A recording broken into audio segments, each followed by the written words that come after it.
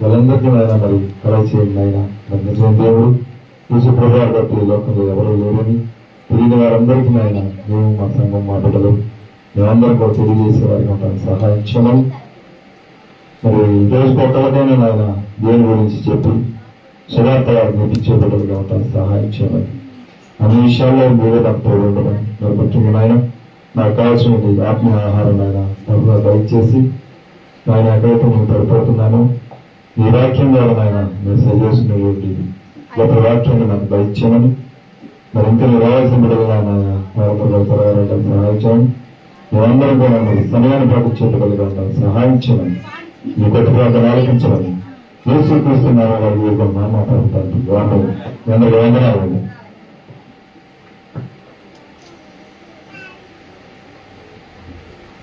అందరికీ వందనాలు. దేవుని స్తోత్రం. ఈరోజు మనం దేవుడు మనకి కొత్త స్పీకర్ ఇచ్చాడు. నిన్నే రాజమండ్రి నుండి గ్రేస్ ప్రసాద్ గారు 6,000 కొనుక్కొచ్చాడు. ఇక చేతిలో పట్టుకునే పని లేదు. నేనే చెప్పా చేతిలో పట్టుకోవడం నాకు కొద్దిగా వాక్యం తిరగేయడానికి వాటికి ఇబ్బందిగా ఉందంటే ఆయన రాజమండ్రిలో ఉండి ఇది కావాలంటే తెచ్చాడు. దేవుని స్తోత్రం. మీ అందరికీ వందనాలు. మనం ఈరోజు 24వ పేజీ ఈ పింక్ కలర్ బుక్ లో యాట్రిబ్యూట్స్ ఆఫ్ క్రిస్టియన్ లివింగ్ అనే బుక్ లో మృదుత్వము, మీక్నెస్, జెంటిల్నెస్ అనేటువంటి పదాలను గురించి ఆలోచన చేద్దాం. యాకోబు పత్రిక 3వ అధ్యాయము 17వ వచనం చూడండి. అయితే పైనుండి వచ్చు జ్ఞానము మొట్టమొదట పవిత్రమైనది, తరువాత సమాధానకరమైనది, మృదువైనది, సులభముగా లోబడినది, కనికరముతోను మంచి ఫలములతోనూ నిండుకొనినది, పక్షపాతమైనను వేషధారణ అయినను లేనిదినై ఉన్నది. నీతి ఫలము సమాధానం చేయవారికి సమాధానమందు వ్యక్తపడును. ఇక్కడ చూడండి, క్రైస్తవులు కలిగి ఉండవలసిన లక్షణాలని మనం చదువుతున్నాం. మనం దేవుని జ్ఞానం అనుకుంటే మనం ఎలా ఉంటామంటే అందరితో సమాధానకరంగా ఉంటాం, అందరితో మృదువుగా మాట్లాడతాం.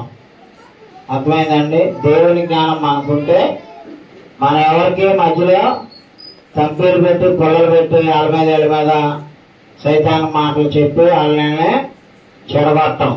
మనం ఎలా ఉంటామంటే అందరినీ సమాధానంగా చూస్తాం, అందరితో సాధువులాగా ఉంటాం అన్నమాట. అలాగే దేవుని జ్ఞానం మనకు కావాలి. ఆ దేవుని జ్ఞానం ఉన్నవాళ్ళు ఎలా ఉంటారు? చదవండి అయ్యా 17వ వచనం.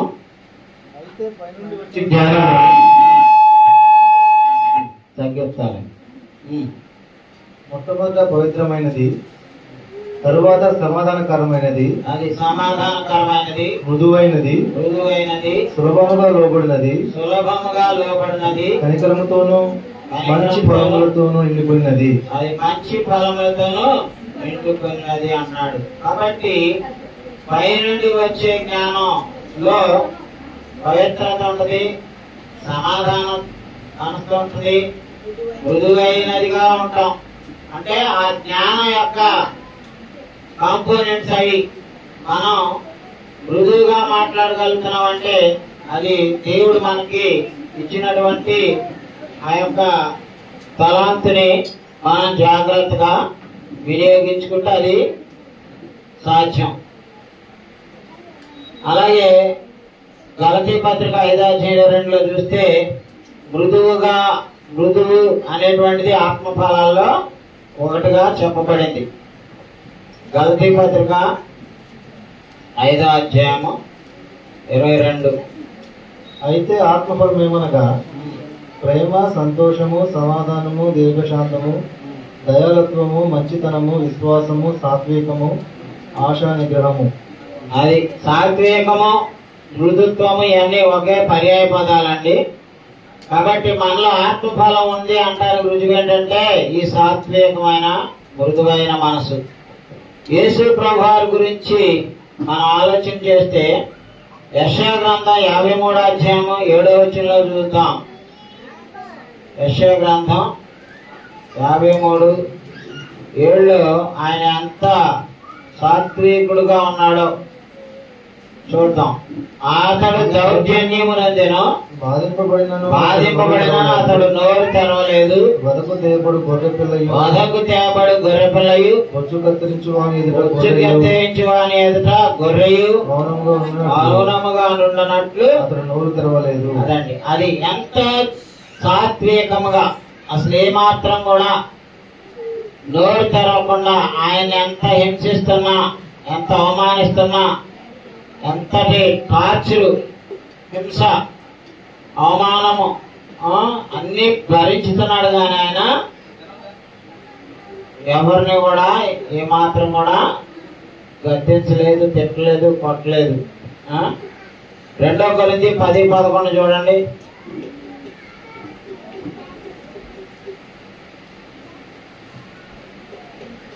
మేము ఎదుట లేనప్పుడు పత్రికల ద్వారా మాట్లాడని వ్యక్తి వారమే ఉన్నాము, ఎదుట ఉన్నప్పుడు క్రియయందు అట్టి వారమే ఉండుమని అట్లను వాడు తలుచుకునవలెను.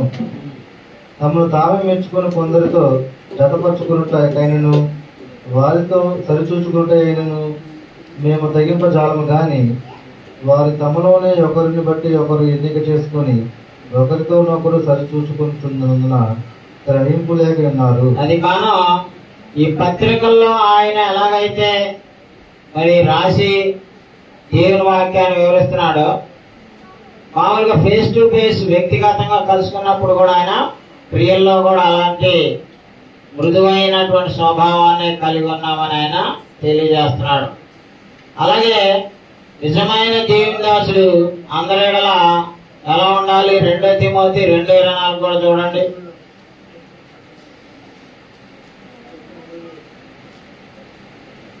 సత్య విషయమైన అనుభవ జ్ఞానము వారికి కలుగుటకై దేవుడు ఒకవేళ ఎదురాడు వారికి మారుమనసు దయచేయును. అందువల్ల సాతాను తన ఇష్టము చొప్పున చెరపట్టిన వీరు వాని ఎరులో నుండి తప్పించుకొని మేలుకొలుదురేమో అని ప్రభు యొక్క దాసుడు అట్టి వారిని సాత్వికంతో శిక్షించుచు జగడమాడక అందరి ఎడల సాధువుగాను బోధింప సమర్థుడుగాను కీడును సహించువాడుగాను ఉండవలెను. అది సాధువుగా ఉండటం, మృదువుగా ఉండటం మనందరికీ అవసరం అండి. క్రైస్తవులుగా మనం మాట్లాడితే కొట్టినట్లుగా మాట్లాడకూడదండి. సాత్వికంగా, సాధువుగా, మృదువుగా మాట్లాడాలని చెప్తున్నాడండి. అట్టి వారిని సాత్వికముతో శిక్షించుచు జగడమాడక అందరేడల సాధువుగాను బోధింప సమర్థుడుగాను కీడును సహించువాడుగాను ఉండవలెను అని చెప్తున్నాడు. కాబట్టి మనం సాధువుగా ఉండాలి, అందరేడలా సాత్వికంగా ఉండాలండి. యేసు ప్రభువారు ఎలా ఉన్నారో, అపోస్తలులు ఎలా ఉన్నారో చూద్దాం. 1 దశలోనికాయలు 2:7 చూడండి. 1 దశలోనికాయలు 2వ అధ్యాయము 7వ వచనం చూస్తే ఆయన ఎలా ఉన్నాడో చెప్తున్నాడండి సంఘస్థులతో. ధర్మ విరోధ సంబంధమైన మర్మము 1 దశలోనికాయలు 2:7. అయితే స్తన్యమిచ్చు తల్లి తన సొంత బిడ్డలను గానమించినట్లుగా మేము మీ మధ్యను సాధువులమై ఉంటిమి. చూసారమ్మా, స్తన్యమిచ్చు తల్లి తన సొంత బిడ్డలు ఏం చేస్తుందండి? చాలా గారాభంగా చూసుకుంటుంది. వాళ్ళు ఎంత తీసుకెళ్తా ఉంటారు. ఇప్పుడు మా మనవాళ్ళు ఉన్నారు, చిన్న చిన్నోళ్ళు, వాళ్ళు ఎంతో ఇసుకిస్తూ ఉంటారు. ఆ తల్లులు ఎంతో ఓర్పుగా, వాళ్ళు కొట్టలేదు కొడితే ఇంకా ఎక్కువ అయింది వాళ్ళు గోళ. ఎంత తీసుకిచ్చినా తల్లులు, మీ అందరు తల్లులే కదా, ఎలా ఉంటున్నారు ఏమా? ఎంతో ఓర్పు, ఎంతో సహనం పిల్లల పట్ల తల్లిదండ్రులు, మిగిలిన తల్లులు. అందుకే తల్లులే పోల్చుతున్నాడు. అయితే స్తన్యమిచ్చు తల్లి తన సొంత బిడ్డలను గానవించినట్లుగా మేము మీ ఎదుట మీ మధ్యను సాధువులమైంటిమే. తల్లి సొంత బిడ్డనే, పాలిచ్చే తల్లి తన సొంత బిడ్డని ఎలాగా గానవిస్తూ ఉంటుందో అలాగ మేము ఉన్నామని చెప్తున్నాడండి పౌలు గారు. వాళ్ళు అలాగ ఉన్నారు కాబట్టి సంఘము దేవుని పరిచర్య, వాళ్ళు ఉన్నా లేకపోయినా తిన్నా తినపోయినా దేవుని పని చేశారు, అందుకే ఆ సేవ విస్తరించింది. కాబట్టి మత్తయి సువార్త 11:29 చూడండి. మత్తయి సువార్త 11:29. యేసు ప్రభువారు ఎలా ఉన్నారో చూద్దాం. అది చదవమ్మా, చదవండి. యేసు ప్రభువారు ఎలా ఉంటాడంటండి? సాత్వికుడును, అదిగోండి, నేను సాత్వికుడను, దీన మనసు గలవాడను, దీన మనసు గలవాడను కనుక మీ మీద నా కాడి ఎత్తుకొని నా యొద్ద నేర్చుకొనుడి, అప్పుడు మీ ప్రాణములకు విశ్రాంతి అదండి. దొరకదు. ఈయన యేసు ప్రభువారు సాత్వికుడు, దీన మనసు గలవాడు. ఆయన ఎవరితోనూ సేవ చేయించుకోవాలా. ఇప్పుడు చాలా మంది పాద సేవ చేయించుకుంటా ఉంటారు, వీళ్ళేదో దేవుళ్ళు అయిపోయినట్టు. పౌలు గారు, అపోస్తలులు, ఆఖరికి యేసు ప్రభు వారు కూడా పాదాలు కడిగారా, లేదా శిష్యుల పాదాలు ఆయన కడిగారా, ఆయనతో కడిగించుకున్నారా ఏమా? మరి మనం ఆయనే మనకు మాదిరండి, ఇంకెవడో కాదు ఈ లోకంలో. అందుకే యేసు ప్రభు వారు ఏం చెప్తున్నారు?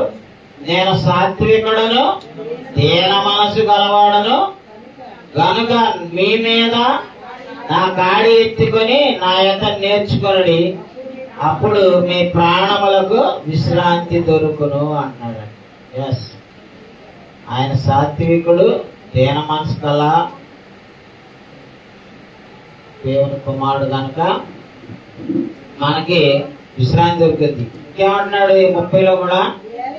ఏలనగా నా కాడి సులువుగాను నా భారము తేలికగాను ఉన్నవి అంటున్నాడు. యేసు ప్రభు వారి కాడి సులువు అంట, ఆయన భారము వెరీ లైట్, చాలా చాలా తేలికగా ఉందంటున్నాడు.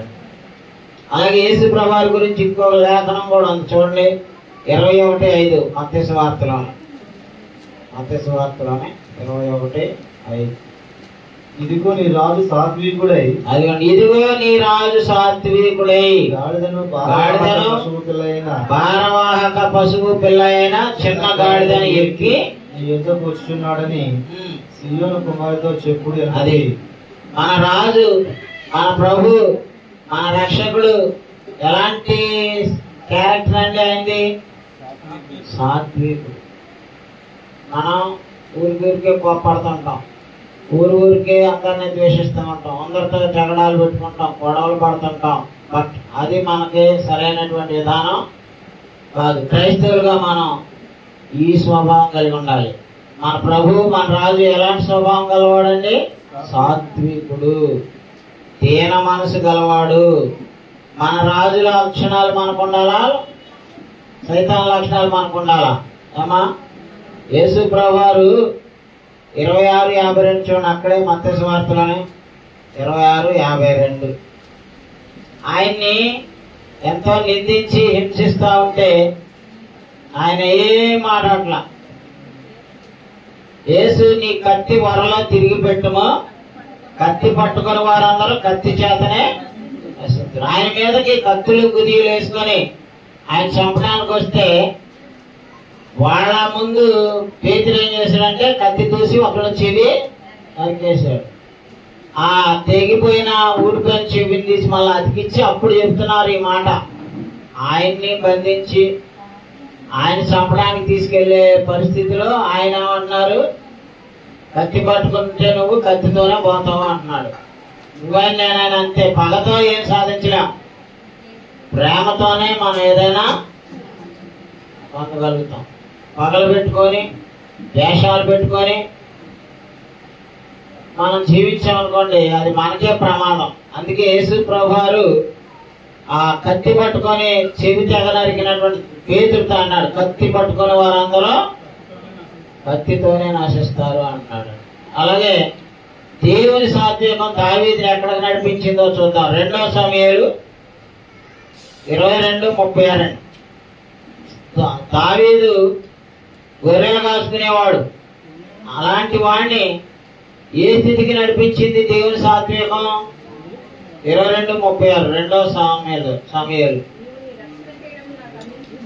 అదిగోండి, నీవు నీ రక్షణ కీడమును నాకు అందించదువు, నీ సాత్వికము నన్ను, అది దేవుని సాత్వికం మనల్ని గొప్ప చేయాలని. మనం గొప్పవాళ్ళు అయిపోవాలనుకుంటే అయిపోం.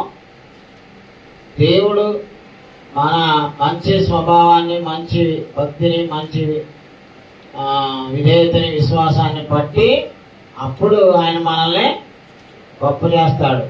దావీదు మరి అలాంటి వాడు, గొర్రెలు కాసుకునేటువంటి ఒక అందరికంటే హీనమైనటువంటి వృత్తి ఏది? గొర్రెలు కాయటం. అలాంటి గొర్రెలు కాసుకుని తీసుకొచ్చి ఎక్కడ పెట్టాడు? గొర్రెల కాపరి దావీదు అయ్యను ఎంతో మహారాజు, 24 పెద్దలతో పరిశుద్ధతో తల సమూహముతో 4 జీవుల గానముతో స్తుతింపబడుచున్న మా దేవా. 20 ఎక్కడి నుంచి ఎక్కడికి వెళ్ళాడండి? గొర్రెలు కాసుకునే స్థితిలో నుంచి మహారాజు అయిపోయాడు. ఇశ్రాయేలు 12 గోత్రాల మీద సెకండ్ కింగ్ అన్నమాట. అంత గొప్ప స్థాయికి చేసింది ఏంటన్నాడు? నీ సాత్వికము నన్ను గొప్ప చేసింది అంటున్నాడు. కీర్తన గ్రంథం 18:35లో కూడా అదే విషయం ఉంటుంది. చూడండి, కీర్తన గ్రంథం 18:35.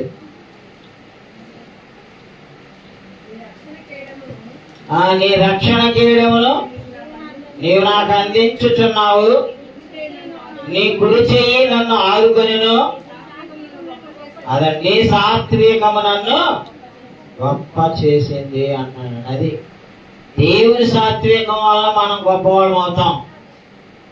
అలాగే 34:13 కూడా చూడండి, కీర్తన గ్రంథంలోనే 468వ పేజీ. చెడ్డ మాటలు పలకకుండా నీ నాలుకను, కపటమైన మాటలు పలకకుండా నీ పెదవులను కాచుకును. అదే మన మాటల్లో ఏముండకూడదు? చెడ్డ మాటలు ఉండకూడదు, కపటమైన మాటలు ఉండకూడదు. అదే మృదువుగా బ్రతకడం అంటే. మృదువైన మాట, సాత్వికమైన జీవితం అంటే మనం మాట్లాడితే ఎదుటి కోపం వచ్చేలాగా ఏదో ఒక పంచి వేయటం, సెటైర్ వేయటం, వాళ్ళని కొడుకున్న గాడితే లేపి తన్నించుకున్నట్టుగా మాట్లాడకూడదని. చాలా మందికి మాట్లాడటం రాదు. మనం మాట్లాడటం నేర్చుకోవాలి. యేసుప్రభువు అన్నాడు, నేను సాత్వికుడను, దీన మనసు కలవాడు, కాబట్టి నా దగ్గరకు వచ్చి మీరు నేర్చుకోండి అన్నాడు. మరి మొత్తం ఏమన్నా నేర్చుకుంటున్నావా? ఏ బుద్ధి అయినా మారుతుందా? మనం జన్మత ఇంట్లో మన కుటుంబంలో ఏ బుద్ధులు అయితే వచ్చినాయో ఆ బుద్ధులు, ఆ మాటలు, అదే జీవితం, అదే పద్ధతులు, అదే సంస్కారం, అదే విధానం. మనం దేవుడి దగ్గరికి వచ్చాం, క్రీస్తు సంఘ కుటుంబ సభ్యులమయ్యాక క్రీస్తు నుండి ఏం నేర్చుకుంటున్నావు? That is most important. ప్రభు దగ్గరికి ఎందుకు వస్తున్నాం? ఆదివారం ఆదం గారు చూసి వెళ్తానికి వస్తున్నారా ఏంటి? నేనేం పెద్ద హీరోని కాదు, నా దగ్గర ఏం లేదేమో, ముసలోడు అయిపోయా, మా 3 మానవులకు తాతన అయిపోయా. మీరు ఎందుకు వస్తున్నారు? మనం ఎందుకు వస్తున్నాం?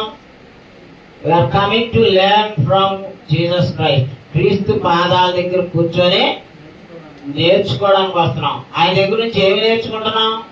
సాత్వికము, దీన మనసు. ఆయనే సాత్వికుడు అంట, ఆయనే దీన మనసు కలవాడంట. So we must learn humility, meekness, మృదువుగా మాట్లాడటం, సాత్వికంతో జీవించడం, స్వార్థం లేకుండా జీవించడం, లోకాశలు లేకుండా జీవించడం, ఇవన్నీ మనం నేర్చుకోవాల్సిన లక్షణాలండి. అలాగే తీతుకు రాసిన పత్రిక 3:1 కూడా చూడండి. తీతుకు రాసిన పత్రిక 3:1. అధిపతులకును అధికారులకును లోబడి విధేయులుగా ఉండవలనియు. అది మనం ఎలా ఉండాలంటే, అధిపతులకి అధికారులకి ఎలా ఉండాలంట? ఎదురు తిరగమన్నాడా? లోబడి విధేయతగా ఉండాలంట. ఇప్పుడు మన ప్రభుత్వం, మన చంద్రబాబు గవర్నమెంట్ కి, మోదీ గవర్నమెంట్ కి మనం ఎలా ఉండాలండి? లోబడి విధేయతగా ఉండాలంట. అంటే వాళ్ళకి ఏ పన్నులు కట్టాలో అవి పన్నులు కట్టాలి, ఎలా రూల్స్ ఉంటే అవి మనం విధేయతగా ఉండాలి.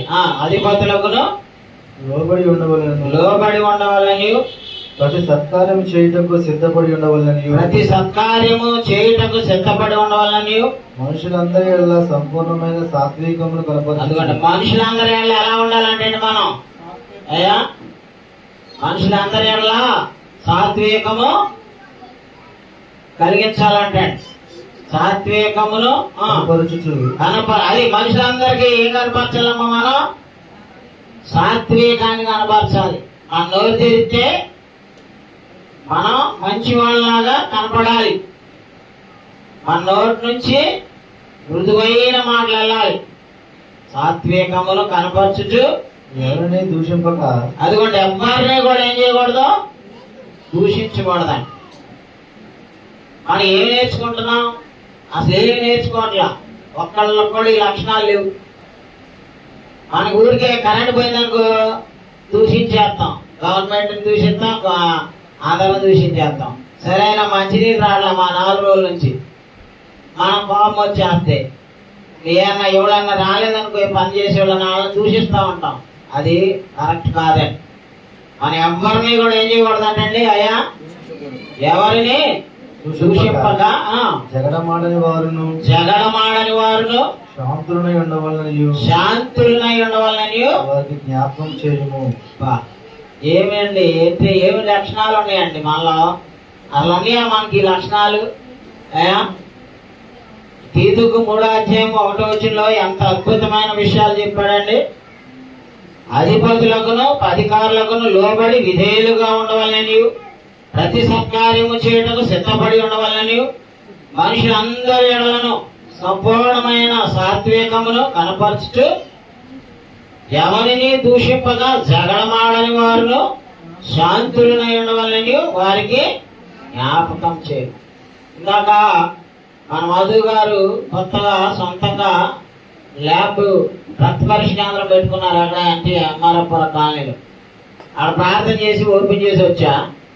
వాళ్ళ అన్నయ్య ప్రార్థన చేస్తున్నాడు. ఏమనంటే మా తమ్ముడికి ఎవరైనా ఇక్కడ అందరూ ఒకలాంటి వాళ్ళు రాలయ్యా, కోపిష్టి వాళ్ళు వస్తారు, తగాది వాళ్ళు వస్తారు, సన్నాసులు వస్తారు, అందరితోనూ లోబడి లౌక్యంగా మాట్లాడి అందరినీ మంచిగా ఆకర్షించుకుని మనసు దయచేయాలని ప్రార్థన చేస్తున్నాడు వాళ్ళ అన్నయ్య. బిజినెస్ డెవలప్ అవ్వాలంటే అక్కడ కూర్చొని వ్యాపారం చేసే వాళ్ళకి ఏముండాలి? వచ్చిన వాళ్ళతో మర్యాదగా మాట్లాడితే చాలు. ఇంటర్వ్యూలాగా కూర్చోబెట్టి వచ్చిన వాళ్ళందరూ సోది చెప్పక్కర్లేదు. కానీ ఆ వచ్చిన పరిస్థితి చూసి అలాగే సరైన వైద్య సలహాలు ఇచ్చి పంపియ్యా అని చెప్తున్నాం. చెప్పి ప్రార్థన చేసి వచ్చాం. కాబట్టి మన మనుషులందరూ ఎలా ఉండాలంటే సంపూర్ణమైన సాత్వికమును కనపరచొచ్చు. ఎవరిని దూషింపక జగడమాడని వారును శాంతులనై ఉండవాలని వారికి జ్ఞాపకం చేయము. అబ్బా ఇవి ఉన్నాయా అమ్మా మనకి? మనుషులందరూ ఇలా సాత్వికంగా ఉంటున్నావా? మనం మాట్లాడితే కట్టించి పొయ్యిలో పెట్టినట్టు ఉంటుందా? మన మృదువైన మాట అంట క్రోధాన్ని చల్లార్చిద్దంట. అవునా కాదా? మృదువైన మాటలు మాట్లాడాలని, సాత్వికమైన మాటలు మాట్లాడాలని. అలాగే 2 కొరింథీ 10:1 కూడా చూడండి. 2 కొరింథీ 10:1 మీ ఎదుటనున్నప్పుడు మీలో అనుకువ గలవాడనైనట్టు, ఎదుట లేనప్పుడు మీ ఎడల ధైర్యం గలవాడనైనట్టు పౌలను నేనే యేసుక్రీస్తు యొక్క సాత్వికమును మృదుత్వమును బట్టి మిమ్మల్ని వేడుకొంటున్నా. యేసుక్రీస్తులో ఏమున్నాయంటండి? యేసుక్రీస్తులో సాత్వికం ఉంది, యేసుక్రీస్తులో మృదుత్వం ఉంది. సో దాన్ని బట్టి మనం బతకాలి. అలాంటి లక్షణాలను మనం సంతరించుకోవాలి. అలాగే 1 పేతురు 2:23 కూడా చూడండి. అసలు ఆయన మనకి ఎంత ఎగ్జాంపులరీ రూల్ ని మనకి ఇక్కడ పెట్టలేరు. మనకి ఒక మంచి మాదిరిని పెట్టారు. ఎలాంటి మాదిరి అండి అమ్మా? అదిగోండి, ఆయన దూషింపలేదు, ఆయన శ్రమ పెట్టబడి బెదిరింపక న్యాయముగా తీర్పు తీర్చు దేవునికి తను తాను. అదండి చూసా, దూషింపబడి దూషించలేదు, శ్రమ పట్టబడి బెదిరించలేదు, న్యాయముగా తీర్పు తీర్చే దేవునికి తను తాను అప్పగించాడు. అది దూషింపబడి దూషింపలేదు, శ్రమ పెట్టబడి బెదిరించలేదు, సహించి శ్రమలను శాంతంబుతోడనే, సహించి శ్రమలను శాంతంబుతోడనే ప్రార్థించినావు పావనమూర్తి, ఏమని వర్ణింపను నిన్ను, ఏమని వర్ణింపను.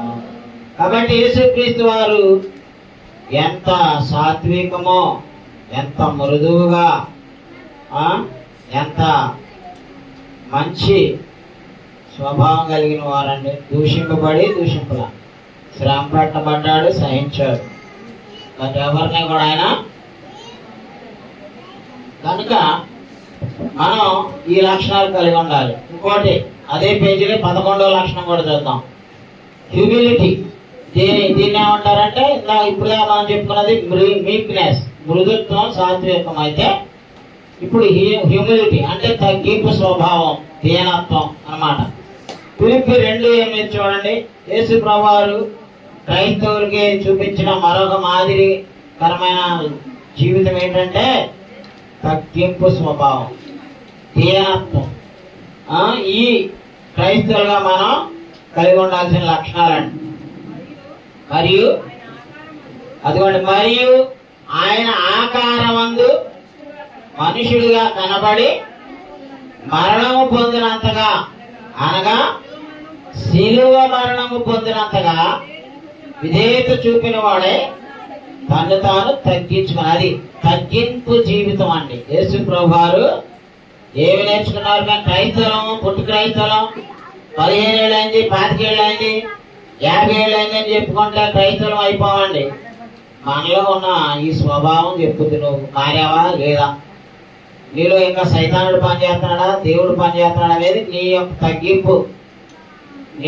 నీ పాపం, నీ చిరాకుతనం, నీ అసూయ, నీ ద్వేషం ఇవన్నీ ఉంటే నీలో దెయ్యం పనిచేస్తున్నాడంటే, దేవుడు పనిచేసేవాడు ఎలా ఉంటాడంట? దీనత్వంతో, తగ్గింపు స్వభావంతో ఉంటాడు. అందుకే యేసు ప్రభు వారి గురించి ఏం చెప్తున్నాడయ్యా? మనుషుల పోలికగా పుట్టి దాసుని స్వరూపమును ధరించుకొని తను తానే రిక్తునిగా చేసుకొనెను. మరియు ఆయన ఆకారమందు మనుషుడిగా కనబడి మరణం పొందినంతగా, అనగా శిలువ మరణం పొందినంతగా విధేయత చూపిన వాడై తను తాను తగ్గించుకున్నాడు. అది సామెతలు 27:2 చూడండి. సామెతల గ్రంథం 27వ అధ్యాయము.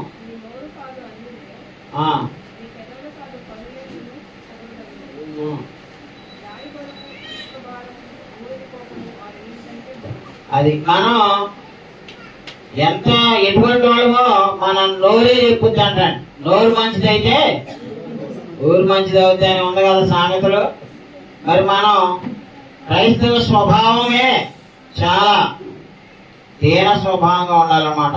నీ నోరు కాదు అన్యుడే, నీ పెదవులు కాదు పరులే నిన్ను పొగడదగును. అది మనల్ని మనం గొప్పవాళ్ళమని, మనల్ని మనం మంచివాళ్ళమని మనం మురుసుకుంటా ఉంటాం. ఎందుకంటే ఎవరికి వాళ్ళు చెడ్డోళ్ళమని కానీ, నేను చేసేది ఇతరులకు మరి ద్రోహం చేస్తున్నానని, బాధ కలిగిస్తున్నానని ఎవరు అనుకోరు. ఎవరికాళ్ళు మనం మంచివాళ్ళం అనిపిస్తుంది. అట చేసేవాడు కూడా ఆడు చేసింది గొప్పదయ అనుకుంటాడు. ఇందాకే పేపర్లో చూసా, తండ్రి అంట ఆడి భార్య ఫేస్బుక్ లో పరిచయమైన వాడితో వెళ్ళిపోయిందంట. ఆ పిల్లం వెళ్ళిపోయిందని ఆ పాపం, 3 పిల్లలంట పాపం బంగారులాగా. ఆడు 3ని చంపేసి ఆడు కూడా ఆత్మహత్య చేసుకున్నాడంట. ఆడు ఏముంది? సాత్వికం ఉందా? దీనత్వం ఉందా? ఒక క్షణం ఆలోచించాడు? అసలు ఆలోచించట్లేదండి. ఆవేశం అదే ఉండకూడదు. అందుకే సామెతలు 15:1 కూడా చూడండి. మృదువైన మాట క్రోధమును చల్లార్చును, నొప్పించు మాట కోపమును రేపునది. మనం మాటలో మన క్రోధం లేపేలాగున చేయకూడదండి. ఇతరులకి మృదువుగా మాట్లాడితే అది మనం ఎదుటి వాళ్ళ కోపాన్ని కూడా ఏమా తెలుసుకున్నారా? మీ ఆయన బయట నుంచి రాంగులని ఆడ ఎంతో కష్టపడి పిల్లలు బతికడానికి పొద్దు నుంచి బతికి ఎండలో వానలో ఓడుకున్న లాభైనా రోగాలు ఇప్పుడు ప్రతి ఎవడికి రోగమేనండి చిన్నప్పటి నుంచే. మరి అలాంటి కష్టపడి తిరిగి వచ్చినండి భార్య ఏం చేయాలి? అయ్యో మా ఆయన ఎంతో కష్టపడి వచ్చాడు, అయ్యా నాయా నీళ్ళు పెట్టాను, వేడి నీళ్ళు పెట్టాను పోసుకోయా అని చెప్పి భర్తకే ఏదైనా సహకరించాలి. ఆ ఏడు మీద వచ్చినట్టు వీళ్ళు ఎంకాతి ఏడు రగిలిస్తా ఉంటారు కదా. అది తప్పు అన్నమాట. మృదువుగా మాట్లాడటం నేర్చుకోండి. మీ భార్యలతో పురుషులైనా మీ భర్తలతో స్త్రీలైనా మృదువుగా మాట్లాడితే కోపం మీద వచ్చినప్పుడు కూడా చల్లబడతాడు. మీ మాట ఐస్ క్రీమ్ లాగా ఐస్ నీళ్ళు ఇచ్చినట్టుగా ఉండాలి. భర్త వచ్చేసరికి చక్కగా మంచి గ్లాస్ మంచినీళ్ళ గ్లాస్ తీసుకెళ్ళి ఇచ్చామనుకో భర్తకి ఎంతో ప్రేమ పుట్టింది. పుట్టిందా లేదా? పెళ్లి చేయబోతున్నాయి గురువారం ఈ చిన్నపిల్ల ఏమాయి భార్గవి ఏం చేయాలంటే మీ ఆయన బయటికి వెళ్ళి ఆ పని చేసి వస్తాడు. వచ్చేవాడికి నువ్వు మంచిని తీసుకెళ్ళి ఎదురు వెళ్ళాలి. ఆ ఒకటే కాదండి, అందరు ఆడవాళ్ళు నేర్చుకోండి. మీరు పెద్ద సీనియర్లు అయిపోయావు అనుకో, మీకు ఎంత మటుకు తెలియదు మొగుడితే ఎలా బిహేవ్ చేయాలో తెలుస్తుందా? మొగుళ్ళని ఎటపడిదంట ఆడే కోపం మీద వచ్చి ఆడే పులుసు గారిపోయి వచ్చేవాడికి రాగాలి ఏమండి అనుకుంటా ఏదో సొలు కబుర్లు లేకపోతే ఆడికి కోపం వచ్చే మాట చెప్తారనుకోండి, అప్పుడు ఆడికి కోపం వచ్చింది. నీకు ఎన్ని బోధలు చేస్తుందా? మా ఆవిడికే తెలియదు. నాకు ఏది అడిగితే కోపం వచ్చిందో ఆమెకు తెలియదు. ఇప్పటికి నాకు ఏదైతే టచ్ చేయకూడదు అదే మాట్లాడితే నాకు కోపం తెప్పించింది. అర్థమవుతుందా? మృదువైన మాట. నన్ను ఏది అడిగితే కోపం వచ్చింది అదే అడిగింది. ఎప్పుడైనా ఏదైనా చెప్పాలనుకోండి మామూలుగా చెప్పదు. వచ్చి రాకపోతేనే దానికి ఎంత డబ్బులు కట్టాలి అంటది. డబ్బులు కట్టాలంటే నాకు కోపం వచ్చింది. మిగతా ఏం అడిగినా ఇంట్లో అన్ని ఉంటాయి. డబ్బులు కట్టాలి, ఆడి డబ్బులు ఇల్లు డబ్బులు దాని డబ్బులు దీని డబ్బులు అంటది. అదేనా సమయం సందర్భం ఉండాలిగా. ఏమి ఉండదు. మీరు కూడా అలాగ అజ్ఞానంలాగా ఉండమని జ్ఞానం కలిగి ఉండండి. ఎప్పుడు ఏ టైంలో ఏది మాట్లాడాలో అది మాట్లాడుకోండి.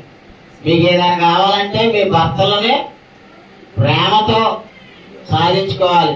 మృదువుగా మాట్లాడాలి.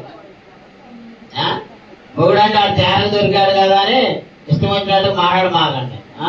పురుషులు కూడా భార్య తేర దొరికారు కదా అని అత్త మీద కోపం అంతా బయట ఉన్న కోపం అంతా పెళ్ళాల మీద చూపిస్తాం. నేను కూడా అందులో అట్లాంటి వాడిని. నేనేం మీకు అతీతుడి కాదు, యేసుప్రభు అంతా సాత్వికుడిని అని చెప్పట్లా. సో మనందరం కూడా we have to respect each other. మనం ఒకళ్ళొకళ్ళు మర్యాద ఇచ్చుకోవాలి, గౌరవించుకోవాలి, తగ్గింపు స్వభావంతో జీవించాలి. ఎవరు తగ్గింపు స్వభావం ఉన్నాడని దేవుడు గొప్పవాడు అన్నాడండి. మత్తయి సువార్త 18:4 చూడండి. మత్తయి సువార్త 18:4. అదండి. కాగా ఈ బిడ్డ వలె తను తాను తగ్గించుకుని వాడెవడో వాడే పరలోక రాజ్యంలో గొప్పవాడు. ఎవరు గొప్పవాడండి? బిడ్డలాగా తను తాను తగ్గించుకునేవాడు. నేను గొప్పవాడని హెచ్చించుకునేవాడు కాదండి. దేవుని రాజ్యంలో ఎవరు గొప్పవాడు అంటండి?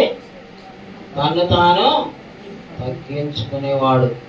కీర్తన గ్రంథం 14:4 ఏముందో చూడండి. దుష్టుని హృదయం అంట ఆడెప్పుడు హెచ్చించుకుంటాడంట.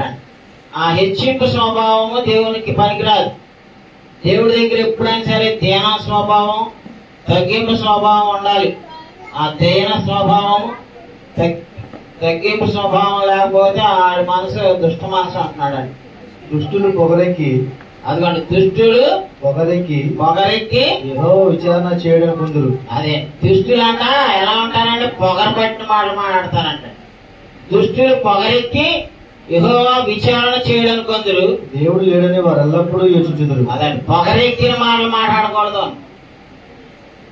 కొంతమంది అరే వీడికి ఎంత పొగరేంట్రా, ఎంత పొగరేంట్రా వీడికి అనుకుంటా ఉంటారు కదండి. ఆ పొగర పట్టిన వాళ్ళలాగా మాట్లాడకూడదు. తగ్గింపు స్వభావం ఉన్నవాళ్ళు పొగరెక్కిన వాళ్ళలాగా మాట్లాడరండి. తర్వాత అపోస్తలుల కార్యం 20:19 పౌలు గారు దేవుణ్ణి ఎలా సేవిస్తున్నాడు అంటండి. అపోస్తలుల కార్యములు 20:19. యూదుల కుట్రల వలన మాకు శోధనలు సంభవించినను. అదిగోండి, యూదుల కుట్రల వల్ల పౌలు గారికి ఏం సంభవించినాయి అంటండి? శోధనలు సంభవించినను కన్నీళ్లు విడుచుచు పూర్ణమైన వినయభావంతో నేను ఎలాగున ప్రభువును సేవించుచుంటునో మీకే తెలియను. యూదులు కుట్రలు చేసి ఆయనకి ఎన్నో శోధనలు కల్పించారంట. బట్ ఎన్ని శోధనలు కల్పించినా ఆయన ఏం చేస్తున్నాడంటండి? కన్నీళ్లు విడుచుచు పూర్ణమైన వినయ భావముతో నేనేలాగన ప్రభుని ఎలా సేవిస్తున్నాడంటండి? ఈయన శోధనలు, బాధలు, ఇరుకులు, ఇబ్బందులు విని ఫేస్ చేస్తున్నాడు. అన్ని ఉన్నా కానీ ఆయన ఎలాగ దేవుని సేవిస్తున్నాడంటండి? కన్నీళ్లు విడుచుచు పూర్ణమైన వినయ భావముతో నేనేలాగున ప్రభువును సేవించుచుంటినో మీకే తెలియను. అది ప్రభువుని ఎలా సేవించుతున్నాడంటే పౌలు గారు పూర్ణమైన వినయ భావముతో కన్నీళ్లు విడుస్తూ తగ్గింపు స్వభావంతో దేవుని సేవ చేస్తున్నాడు. అలాగే 1 పేతురు 5:5 కూడా చూడండి. ఈ లక్షణాలన్నీ మనం ఉన్నాయో అని మీరు చూసుకోవాలండి. ఏదో నేను చెప్తున్నాను, మీరు వింటున్నారు, వెళ్ళిపోతున్నారు, మళ్ళీ ఆదివారం వస్తున్నారు, మళ్ళీ చెప్పుకున్నాం. చెప్పుకోవడానికి కాదు ఈ చెప్పేది, మీరు విని వదిలేయడానికి కాదు ఈ చెప్పేది. You have to learn and practical life లో అట్లనే అప్లై చేసుకోవాలి. ఏం చేయాలండి?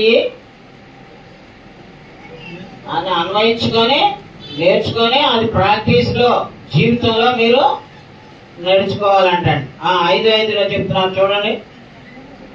చిన్నలారా మీరు పెద్దలకు లోబడి మీరందరూ ఎదుటివాని యెడల దీన మనసు అను వస్త్రము ధరించుకొని మిమ్మల్ని అలంకరించుకున్నది. దేవుడు అహంకారులను ఎదిరించి దీనులకు కృప అనుగ్రహించును. చూసారండి ఏంటి ఉన్నాయి అసలు? చిన్నలారా మీరు పెద్దలకు లోబడి ఉండండి అన్నాడు. వాళ్ళు చిన్నలు పెద్దవాళ్ళకు లోపడుతున్నారా? ఏ కుటుంబంలోనూ నేను చూడలేకపోతున్నా. అన్నలకు తమ్ముళ్ళు లోపట్ల, తల్లిదండ్రులు పిల్లల లోపట్ల లోపడుతున్నారు. చూస్తున్నారా? సమాజంలోకి వెళ్తున్నాం, మనకి పెద్దవాళ్ళు ఉంటారు, వాళ్ళని మనం గౌరవిస్తున్నామా?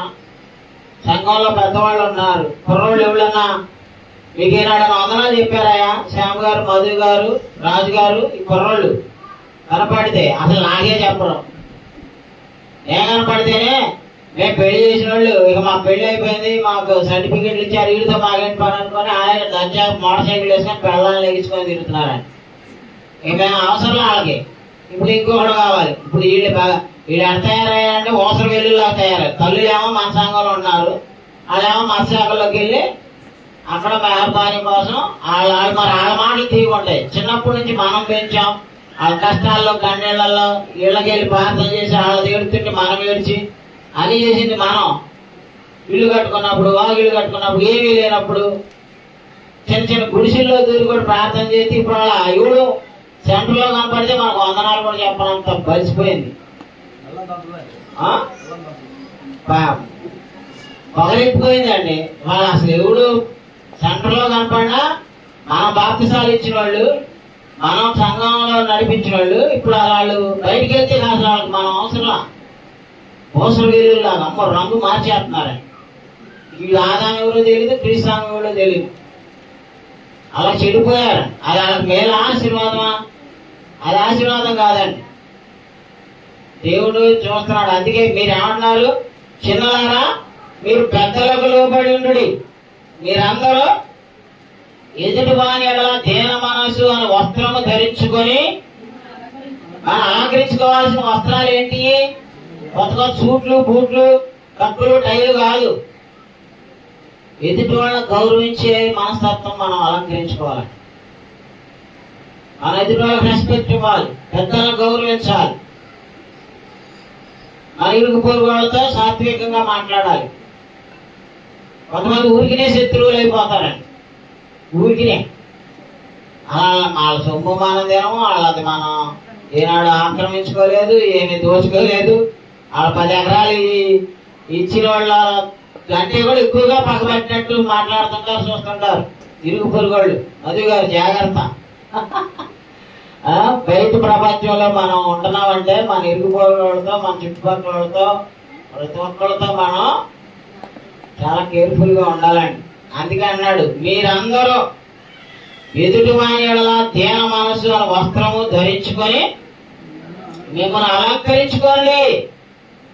ఎవరికైతే అహంకారం గర్వం వచ్చి మన వాళ్ళు ఎదగడానికి మనం మెట్లు వేస్తే ఆ మెట్లు ఎక్కి పైకి వెళ్ళి కింద ఉన్న మెట్లు మనం ఆడెవడో నాకు తెలియదు అన్నట్టు అన్నాం అనుకో, ఆ అహంకారం ఎవడికైతే వస్తాడు ఏం చేస్తాడని దేవుడు చదవండి, దేవుడు అహంకారాలను ఎదిరించి దీనులకు కృప అనుగ్రహిస్తాడు. ఎవడైతే గర్వంతో అహంకారంతో లెక్క లేకుండా దైవజనులని సంఘాన్ని తిరస్కరించి అహంకారంతో మాట్లాడకుండా, అహంకార బుద్ధితో తిరగకుండా, అహంకారం చూపులతో ఉన్నామనుకోండి, ఎప్పుడో కొట్టేస్తాడు, ఫినిష్. నువ్వు ఏడిచినా అప్పుడు ఎవడు నీకు సహాయం చేయడానికి కూడా రాడు. ఎందుకంటే నీలో అహంకారం వచ్చింది, నీలో దేవుడు భయం లేదు, పెద్దవాళ్ళంటే గౌరవం లేదు, దైవజనులంటే లెక్కలేదు. సో నీకు దేవుడు శిక్ష చేసినప్పుడు వాళ్ళు నవ్వుతారు. అందుకని అన్నాడు, దేవుడు ఏం చేస్తాడు, అహంకారాన్ని ఎదిరించి దీనులకు కృప అనుగ్రహించును. దేవుడు తగిన సమయమందు అదే దేవుడు తగిన సమయమందు మిమ్మల్ని హెచ్చించినట్లు ఆయన బలిష్టమైన చేతి క్రింద మనస్కులైండుడి. అబ్బా ఏ మనస్కులై ఉండాలండి? దేవుడు తగిన సమయమందు హెచ్చించాలంటే you must be in the humility, దీన స్వభావం అండి. మేము ఏమీ లేనప్పుడు అద్దెలలో ఉన్నప్పుడు ఎలా ఉన్నాము నేను నా భార్య, ఇప్పుడు మాకు ఇంత అవకాశాలు ఇచ్చినా, ఇంత గొప్ప స్థాయిలో వచ్చినా మేము అదే స్వభావంతో ఉంటాం. మమ్మల్ని మీరు చిన్నప్పటి నుంచి వస్తున్నారు కదా అమ్మా, జయమ్మ గారు వాళ్ళు మాతో పాటే పెరిగారు, మేము వాళ్ళు ఒకే వయసులోకి వచ్చాం. ఇప్పుడు అందరూ చూస్తున్నారు కదా, ఒకప్పుడు ఎలా ఉన్నామో, మా పిల్లలకు ఉద్యోగాలు లేనప్పుడు ఎలా ఉన్నాం, ఉద్యోగాలు వచ్చినప్పుడు అలాగే ఉన్నాం. మాలో ఏమైనా ఎంత గర్వం చూసారా? కొంతమంది నడమంతరపు సిరెత్తి వాళ్ళకి ఏదైనా అవకాశం దొరికితే మన కళ్ళతో చూడరు, మాట్లాడరు, పట్టించుకోరు, వదిలేస్తారు. ఇక వీళ్ళ అవసరం తీరిపోయింది కదా. అది చాలా ఘోరం అన్నమాట. దేవుడు అహంకారులను ఎదిరించి దీనులకు కృప అనుగ్రహించుతాడు. దేవుడు తగిన సమయమందు మిమ్మల్ని హెచ్చించినట్లు ఆయన బలిష్టమైన చేతి క్రింద దీన మనస్కులై ఉండాలి. Yes, we need the spirit of humility. Weakness is not weakness. అర్థమవుతుందండి? యేసు ప్రభు దగ్గర వస్తున్నామంటే అవి మనం నేర్చుకోవాలన్నమాట. అలాగే లోక 14:11 కూడా చూడండి. లోకాసు వార్త 14వ అధ్యాయము 11వ వచనం. దీనులకు కలిగే బహుమానం, what is the reward of humility? మనం తను తాను తగ్గించుకునేవాడు హెచ్చింపబడును, హెచ్చించుకునేవాడు తగ్గింపబడు. ఏమండి, మీరు హెచ్చింపడాలనుకున్నారా, తగ్గింపడాలనుకున్నారా? తగ్గించుకునేవాడు హెచ్చింపడతాడని, హెచ్చించుకునేవాడు ఏమైపోతాడు? తగ్గించబడతాడు. సో ఈ సూత్రం మనం మైండ్ లో పెట్టుకోవాలండి. యాకోబు పత్రిక 4:10 కూడా చూడండి.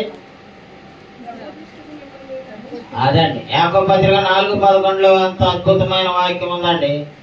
అయ్యా, ప్రభువు దృష్టికి మిమ్మల్ని మీరు తగ్గించుకోండి, అప్పుడు ఆయన మిమ్మల్ని హెచ్చించును. మనం ప్రభు దృష్టిలో మనం తగ్గించుకునే వాళ్ళలాగా ఉన్నావా? ఊరికే డంబాలు చెప్పుకునే గర్విష్ఠులాగా ఉన్నావా? మన గర్వం మనల్ని నాశనానికి కారణం అండి. నాశనానికి ముందు ఏం నడుస్తుందంట? గర్వం.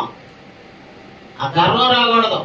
నువ్వే స్థితిలోకైనా వెళ్ళు, ఎంతైనా సంపాదించుకో. దేవుడిస్తేనే కదా ఆ భాగ్యం, ఆ తెలివితేటలు, ఆ ఐశ్వర్యం ఎవరిస్తే వస్తుంది? నువ్వు ఎంత స్థితిగానే ఎదుగు, నువ్వే స్థితిలోనైనా ఉండు, ఏమైనా సంపాదించుకో, దట్స్ నాట్ ఎ మ్యాటర్. దేవుడు నీ యొక్క హృదయ స్వభావాన్ని వస్తాడు. ఈ మనసు తగ్గింపు స్వభావం, వెనమగారు అన్నింటిలో వాక్యం మిమ్మల్ని తక్కువే, వీడు అసలు తీసుకురా మాకు, వీడే నీకు నీ వాక్యం కూడా అన్నాడు. ఏమన్నాడమ్మా? ప్రభు దృష్టికి మిమ్మల్ని మీరు తగ్గించుకోండి, అప్పుడు ఆయన మిమ్మల్ని హెచ్చించినామా. ఎవరిని హెచ్చిస్తాడు? గర్భపోతులు అట్టే ఉంటారు, దిగజారిపోయిన స్థితిలోనే ఉంటారు. ఒకవేళ పైకి వెళ్ళినా కిందకే పడతారు. అదే మనం తగ్గింపు స్వభావంతో, దీన స్వభావంతో ఉన్నాం అనుకోండి, హీ విల్ ఎగ్జాల్ట్, ఆయన మనం హెచ్చించే స్థితిలోకి మనం రావాలన్నమాట. సామెతలు 18:12 చూడండి. సామెతల గ్రంథం 18:12. అయ్యా మనకి ఏ కష్టం లేదనుకోండి, మన వీరులు సూర్యులు మనకి ఎదురు లేదు అని విర్రవీగుతా ఉంటాం అంట. అయ్యా ఏమంటున్నాడు దేవుడు? ఆపద రాకముందు, అంటే మనకు అన్ని బాగున్నప్పుడు, ఏ క్రిటికల్ సిచ్యుయేషన్ లేనప్పుడు ఎలా ఉంటాం? ఆపత్తు రాకముందు ఎలా ఉంటది మానవుడు మనసు? అతిశయపడుద్ది. ఘనతకు ముందు వినయముండును. అదండి, ఘనతకు ముందు వినయం ఉంటది. నీలో వినయం కావాలి. నువ్వు హృదయం అతిశయపడింది అనుకోండి, ఇక నాకేంటి, నేను అధ్యాత్మ ఇచ్చేత్న, అంత వీరుడు సూర్యుడు లేడు, నాకు అది ఉంది ఇది ఉంది అని విర్రవీగా అనుకోండి, పాతాళానికి తొక్కేస్తాడు దేవుడు. అదే నీకు గర్వం లేదు, తగ్గింపు స్వభావం ఉంది అనుకోండి, ఆటోమేటిక్ గా దేవుడు ఆశీర్వదిస్తాడు. మనం ఎదుటోళ్ళ బట్టలను బట్టి, వాళ్ళ హోదాలను బట్టి రెస్పెక్ట్ ఇవ్వకూడదండి. ఒక హ్యూమన్ బీయింగ్ గా, మానవ స్వభావంతో ప్రతి వాళ్ళని మనం రెస్పెక్ట్ ఇవ్వాలి. మేము మా పిల్లలకు అదే నేర్పాం. ఎంత స్థితిలో లేని వాళ్ళైనా సరే, కనకమ్మ గారినైనా నేను నా తల్లిలాగే భావిస్తా, నేను వందనాలు చెప్తా, సెకండ్లు ఎత్తా. నేను ఎప్పుడన్నా ఎవరినైనా తేడాగా చూసానా? అలా అలవాటు ఉందా? నాకు నిజంగా ఏమీ లేని దరిద్రులు అంటే నాకు బాగా ఇష్టం. వాళ్ళతో నేను క్లోజ్గా ఉంటా. బాగా ఉన్న వాళ్ళతో ఎప్పుడో సంవత్సరానికి ఒకసారి కూడా మాట్లాడినాం. వాళ్ళు మాట్లాడితే మాట్లాడతాం, కానీ ఏమీ లేని వాళ్ళతో వాళ్ళు పచ్చి పులుసు చేసి పెట్టినా హాయిగా తిని సంతోషంగా వాళ్ళకి వందనాలు చెప్పి ప్రార్థన చేసి వస్తాం. ఎందుకంటే మనల్ని మనం తగ్గించుకుందాం, దేవుడు మనల్ని పెంచుతాడండి. అవునా కాదా? దేవుడు చెప్పినట్టు చేద్దామా, గర్విద్దామా? తర్వాత అందులోనే 15:33 కూడా చూడండి. సామెతల్లోనే యెహోవాయందు భయభక్తులు కలిగి ఉండుట జ్ఞానాభ్యాసం మనకు సాధనం. ఘనతకు ముందు అది నీకు వినయం ఉంటే నువ్వు ఘనత పొందుతావండి. నీలో గర్వం ఉందనుకోండి, నీకు ఘనత రాదు. నీ గర్వమే నిన్ను నాశనం చేస్తుంది అంటండి. కాబట్టి మనకు వినయము, సాత్వికము, తగ్గింపు స్వభావము ఉండాలండి. నాశనానికి ముందు హృదయం గర్వించుద్దండి. ఘనత కావాలంటే వినయం ఉండాలి. మనలో ఈ లేనిపోయిన గొప్పలు చెప్పుకొని గొప్పల కోసం అప్పులు చేసి తిప్పలు పడే వాళ్ళ కూడా ఉండకూడదండి. 1 యోహాను 2:16 చూడండి. 1 యోహాను 2:16. అదండి, లోకములో ఉన్నదంతయు అనగా శరీరాశయు, నేత్రాశయు, జీవపు డంబమును తండ్రి వలన పుట్టినవి కావు. అదే లోక సంబంధమైనటువంటి ఏది? శరీరాశ, నేత్రాశ, జీవపు డంబం. సో ఆ లోక సంబంధమైన వాటిని మనం వదిలేసుకోవాలి. శరీరాశ, నేత్రాశ, జీవడంబం. మీకు ఆడవాళ్ళకి ఎన్ని చీరలు అన్నా ఉన్నాయండి. కొత్తగా కూడా షాప్ పెట్టాడు, మా దగ్గర చీరలు అమ్ముతున్నాడు, ఖచ్చితంగా ఆ షాప్ లోకి వెళ్తారు. ఖచ్చితంగా అక్కడ బాగున్నాయి, చాలా కాస్ట్లీ, చాలా మంచి, చాలా నచ్చిపోతాయి. ఎందుకంటే మనకు నేత్రాశ.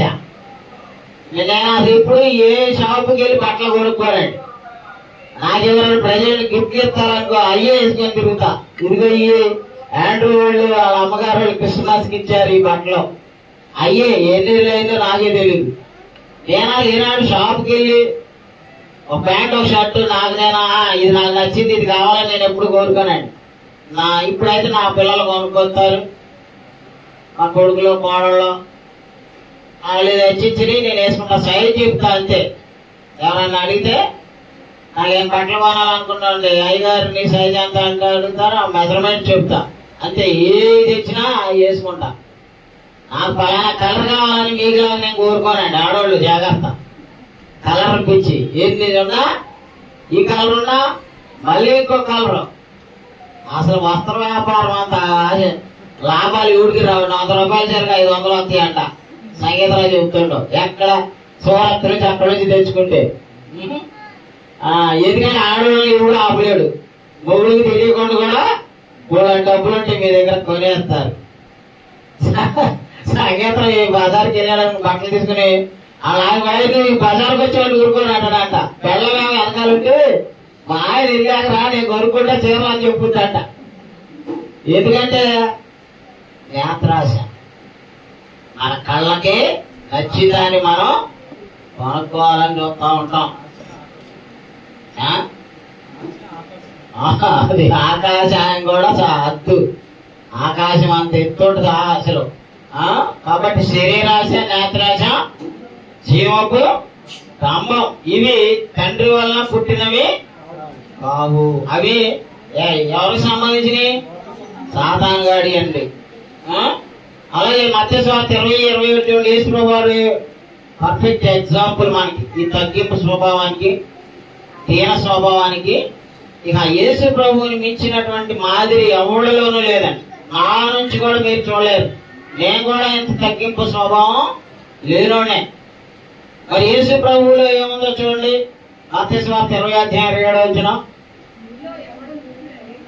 మీలో ఎవడు ముఖ్యుడై ఉండగోరునో, అదిగోండి మీలో ఎవడు ముఖ్యుడై ఉండగోరునో వాడు మీ దాసుడై ఉండవలెను.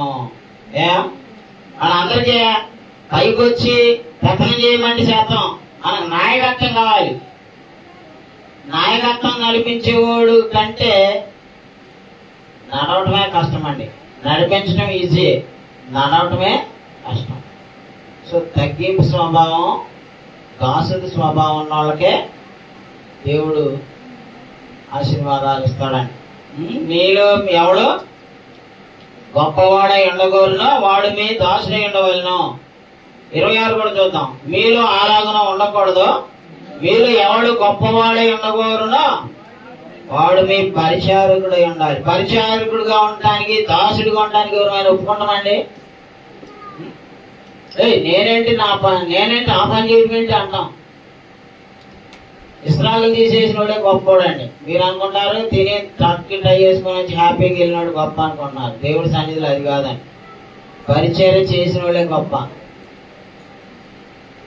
యేసు ప్రభు ఏం చేశాడంటండి, అలాగే మనిషి కుమారుడు 28 అలాగే మనిషి కుమారుడు పరిచారం చేయించుకుంటకు రాలేదు కానీ పరిచారం చేయుటకును అనేకులకు ప్రతిగా విమోచన ప్రయత్నముగా తన ప్రాణమునిచ్చుటకును వచ్చినని యేసు ప్రభువారే ఎంత తగ్గింపు స్వభావం. యేసు ప్రభువారు శిష్యుల పాదాలు కడిగారండి. అందుకే ప్రభువారు యోహాను సువార్త 13వ ఏం చెప్తున్నారో చూడండి.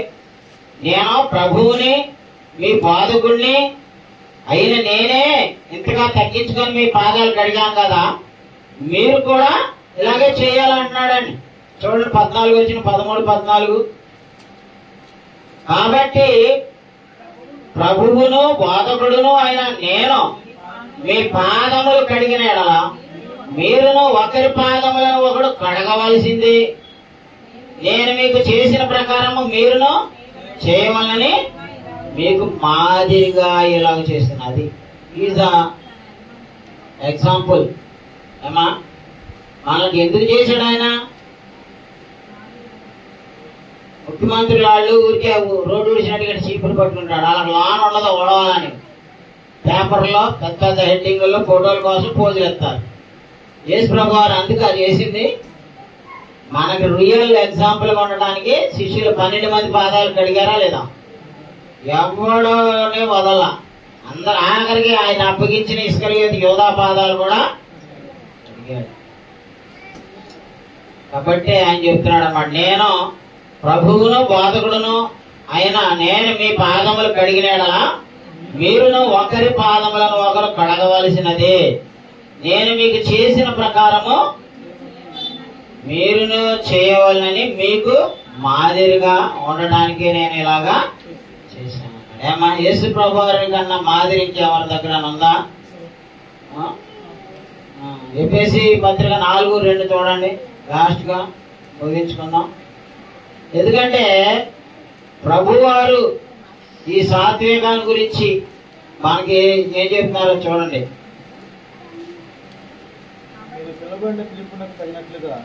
ఒకటి నుంచి చదవండి. కాబట్టి మీరు సమాధానము బంధము చేత ఆత్మ కలిగించి ఐక్యమును కాపాడుకొనుట యందు శ్రద్ధ కలిగిన వారై, అదిగోండి ప్రేమతో ఒకరినొకడు సహించుచు మీరు పిలువబడిన పిలుపునకు తగినట్లుగా దీర్ఘశాంతముతో కూడిన సంపూర్ణ వినయముతోను సాత్వికముతోను నడుచుకొనవలనని ప్రభువును బట్టి ఖైదీనైన నేను మిమ్మల్ని బతిమాలుకొంచున్నాను. అండి యేసు ప్రభువారు బిడ్డలుగా మనకి ఏం ఉండాలంటున్నాడండి? 4 లక్షణాలు ఇక్కడ పౌలు గారు మనకి తెలియజేశారండి. ఏమంటున్నారు? సంఘంలో, కుటుంబాల్లో, మనందరి మధ్యలో ఒక ఐక్యత, ఒక ప్రేమ ఉండాలంటే ఏం కావాలంటున్నాడు? ఆత్మ కలిగించు ఐక్యమును కాపాడుకొనుట యందు శ్రద్ధ కలిగిన వారే ప్రేమతో ఒకరినప్పుడు సహించుకోవాలి. మీరు పిలువబడిన పిలుపునకు తగినట్లుగా దీర్ఘశాంతముతో కూడిన, అది దీర్ఘశాంతం అంటారు. మన ఊరికినే ఆశభావం వేసినట్టు కోపం వచ్చింది మనకు. అది మూర్ఖ స్వభావం, అది ఉండకూడదని. మనం రెచ్చగొడడానికి సైతానుడు ఎప్పుడు ఎవరో ఒకళ్ళు పనిచేస్తూనే ఉంటాడు. అయినా కానీ మనం ఎలా ఉండాలంటే దీర్ఘశాంతముతో కూడిన సంపూర్ణ వినయముతోను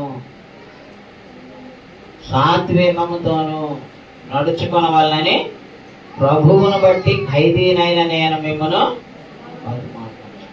అది సాత్వికం ఉండాలి, సాత్వికంతో నడుచుకోవాలి, సంపూర్ణ వినయంతో నడుచుకోవాలి, దీర్ఘశాంతంతో నడుచుకోవాలి, ప్రేమతో ఒకరినొకరు ఏం చేయాలంటే సహించుకోవాలి. ఈ తగ్గింపు స్వభావమే మనకి ఒక పెద్ద అలంకారం. ఏమా మనకి వెండి బంగారాలు, నెక్లెస్లు, హారాలు ఇవ్వని బాధపడమాకండి. ఈ కావాలి, ప్రేమ, సహనం, దీర్ఘశాంతం, ఇవి కావాలి. వాటిని కలిగి ఉన్న వాళ్ళే జీవించబడతాం. కాబట్టి ఈరోజు ఎన్ని నేర్చుకున్నాం? మనం 2 లక్షణాలు నేర్చుకున్నాం. మృదుత్వము, సాత్వికము, దీనత్వము, తగ్గింపు స్వభావం. నేర్చుకున్నారా? విన్నారంతే, నేర్చుకోం, పాటించాం. మనకు బయటికి వెళ్తే మన నోరు తెరిస్తే మన థింకింగ్ని బట్టి మన బిహేవియర్ ఉంటుంది. ఈ హృదయంలో దేవుని వాక్యం నింపుకున్నాం అనుకోండి, కనీసం ఈ రోజు నుంచి అయినా బతుకున్నవాడితో సాత్వికంగా బతకడం నేర్చుకోండి, తగ్గింపు స్వభావం నేర్చుకోండి, దీన మనసు నేర్చుకోండి. అర్థమవుతుందండి? మనం క్రీస్తు దగ్గర నేర్చుకోవడానికి వస్తాం. నేర్చుకోవడం అంటే ఈ వదిలేసిపోవడానికి కాదండి. ఏదైతే వింటున్నామో దాన్ని అన్వయించుకొని బతకడానికి నేర్చుకున్నాం. Thank you. వందనాలు. God bless you.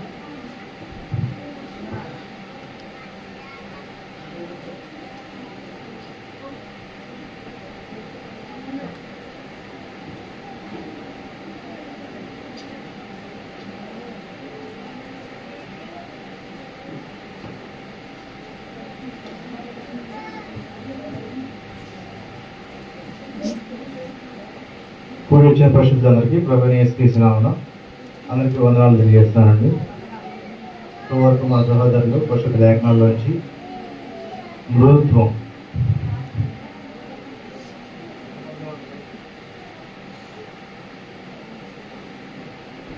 మృదుత్వం అనేటువంటి స్వభావం ఎంతమందిలో ఉంటుంది? అది ఎవరిలోనూ ఉండదు. ఎందుకని ఉండదు? దాని గురించి ఎప్పుడు మనం సాధన చేయం, ప్రాక్టీస్ చేయం. ఇతరులతో మర్యాదపూర్వకంగా మంచిగా హృదయానుసారంగా మాట్లాడాలి అనే ఉద్దేశం అనేది ఎవరికి ఉండదు. మనం పెరిగిన స్వభావాన్ని బట్టి మనం మాట్లాడుతూ ఉంటాం.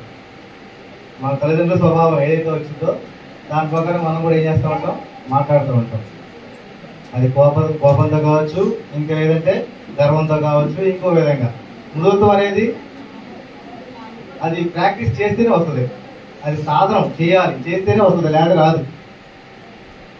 అందుకనే పద్యంలో ఏమంటది, తినక వేము తీయగా ఉండు, సాధనముల పనుల సమకూరు ధరలో నాకు. నేను మామూలుగా వేప ఆకు చిగురు అనేది చేదుగా ఉండదని తినేవాడు కాదు, ఎప్పుడు కూడా దాన్ని టచ్ చేసేవాడు కాదు. అది 4 సార్లు తిన్న తర్వాత ఎంత ఎక్కువ తినేస్తా ఉండేవాడిని. నాతో పాటు ఉన్నవాళ్ళు ఏంటో గిల్లిన అవుతున్నాం అనేవాళ్ళు. అంటే అంత తీగా అయిపోతుంది అనమాట. ఏదైనా సరే మనం సాధన చేస్తూ ఉంటే, తింటూ ఉంటే ఏమైపోతే చేదైనా తీగని ఎత్తిపోతుంది. అదేవిధంగా మనం నేర్చుకునే విధంగా ప్రతి విషయాన్ని మనం నేర్చుకుంటూనే ఉంటూనే సాత్వికమైన, మృదుత్వమైన, దీన మనసు అయినా ఏదైనా సరే అది వ్యక్తిత్వం అనేది అభివృద్ధి చేసుకుంటేనే పర్సనాలిటీ డెవలప్మెంట్ అనమాట. వ్యక్తి యొక్క వ్యక్తిత్వం అనేది అభివృద్ధి చెందితేనే, మూర్తి మొత్తం చెందితేనే మాత్రమే మనం ఇలాగా ప్రభు యొక్క మాటలోను ఆయన యొక్క హృదయానుసారంగా మనం జీవించగలనమాట. కాబట్టి సహోదరులు చెప్పినటువంటి మన ప్రభు యొక్క గుణలక్షణాలు ఏవైతే ఉన్నాయో అవి మనం కూడా పెంపొందించుకోవడానికి ప్రతిదినం కూడా అభ్యాసాన్ని చేస్తూ ఉంటేనే మనం అభివృద్ధిలోకి వస్తామని, మూర్తిమత్వాన్ని కలిగి ఉంటామని, ఇటువంటి మంచి విషయాలు తెలియజేస్తానికి సహోదరులకు సంఘం తరఫున ప్రతి వరకు వందనాలు తెలియజేస్తున్నారు. మరి ఆరాధనలో అది ప్రాముఖ్యమైన ఘట్టం. మనమందరం కూడా ప్రభువులో పాల్గొనబడటం, దీన్ని మర్యాదగాను క్రమంగాను ఆచరించవలసిందిగా కోరుతున్నాను. అపోజిట్ పౌలు కొరింథీయులకు రాసిన మొదటి పత్రిక